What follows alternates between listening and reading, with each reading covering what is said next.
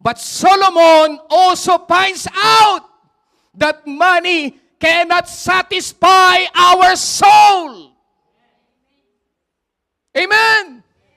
Money cannot satisfy our soul. Anong sabi niya? Kawikaan 16:26.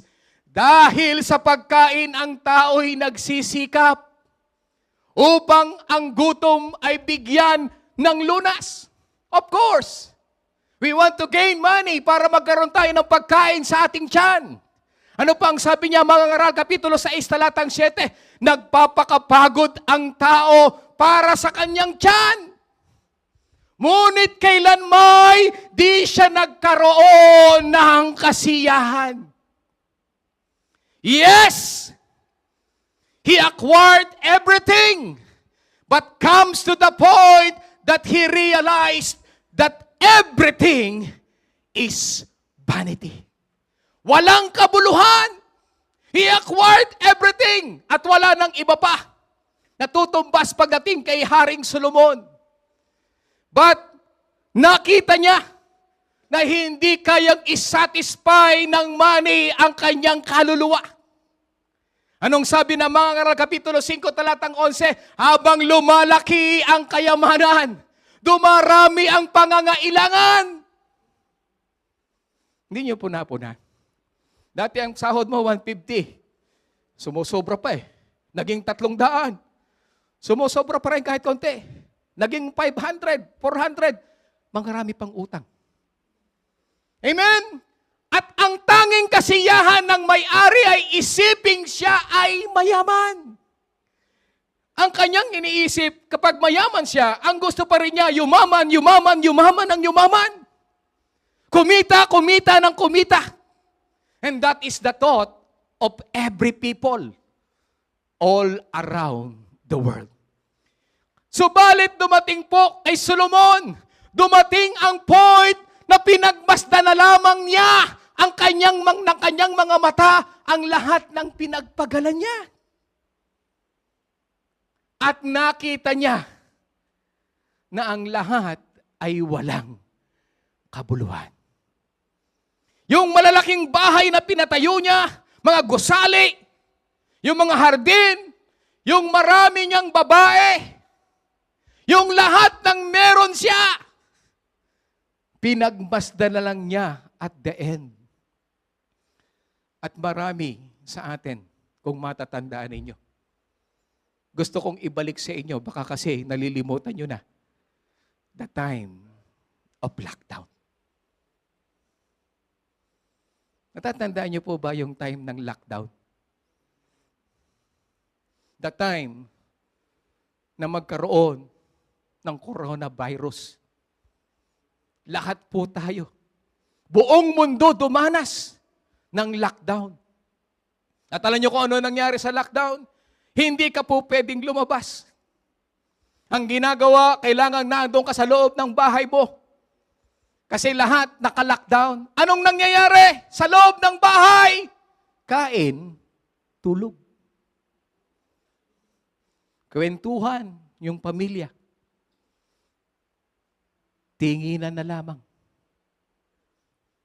Pahinga, kain, tulog, pahinga, paikot-ikot sa bahay, mag-mobile, mag-i-internet, at iba pa. Pero ano nagawa ng pera? Ano ang ginawa ng pera at the time na nagkaroon ng COVID-19? Anong nagawa ng pera nung tayo ay naka-lockdown? At ang nangyari, paano na ang mga pera natin kung limitado na ang nabibili natin? Ang dami mong ang pera sa bangko. Ang dami mong ang pera. Kaya lang, limitado na ang mabibili mo. Pangalawa, paano na ang pera natin kung di na natin mabibili ang gusto natin dahil sarado na? What happened to your money? Kung wala ka nang mabibilhan? What happened to your money kung nasa loob ka na lang ng bahay? Paano na yung mamahaling sasakyan mo kung di na magagamit? ang bili mo. Akala mo, ang ganda ng sasakyan mo. Mga kapatid, ang dami mong sasakyan. Amen? Mercedes-Benz, Lexus, Jaguar, Porsche, Bugatti, o anumang klase yan. Magagamit mo ba kapag naka-lockdown ka na?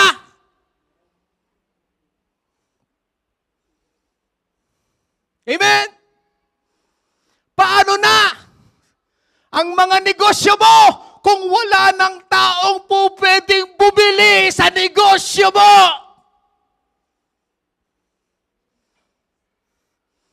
Kayod marino tayo para sa pera. Paano kung na-lockdown ulit tayo? Paano kung nag-COVID uli?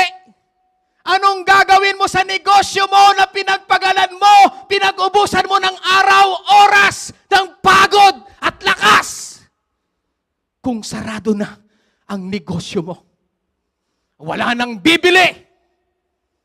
Paano na ang mga mamahalin mong damit, mga signatures, kung di ka na pwedeng lumabas at magsaya? Do you think money is everything? Do you think na kapag marami ka ng pera, okay na ang buhay mo kahit wala na ako sa church? No! Darating ang panahon, pagmamasdan mo na lang lahat ng pinagpagalan mo. And all is vanity. Lahat ng naipundar mo, lahat ng meron ka, lahat ng bagay na meron ka, darating ang panahon na sasabihin mo, walang kwenta. Because the only one who can satisfy your soul is only God alone. Hallelujah! May nagawa ba ang pera nung panahon na yan? Kayo, yung iniingatan mong pera, may magagawa ba yan?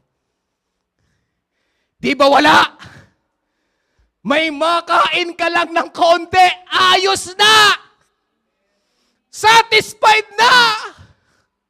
Kahit hindi ka bilyonaryo, kahit hindi ka milyonaryo, kahit hindi ka kilalang tao o marami kang ari-arian, satisfied ka na kapag may nakakain ka konti. Amen? And that is the meaning of life. Ang sabi po ni Apostle Paul, 1 Timothy chapter 6 verse 6, but godliness with contentment. Godliness with contentment is a great gain. Palapakan natin ang Panginoon. Hallelujah. Godliness with contentment is the key to survive. Not the money.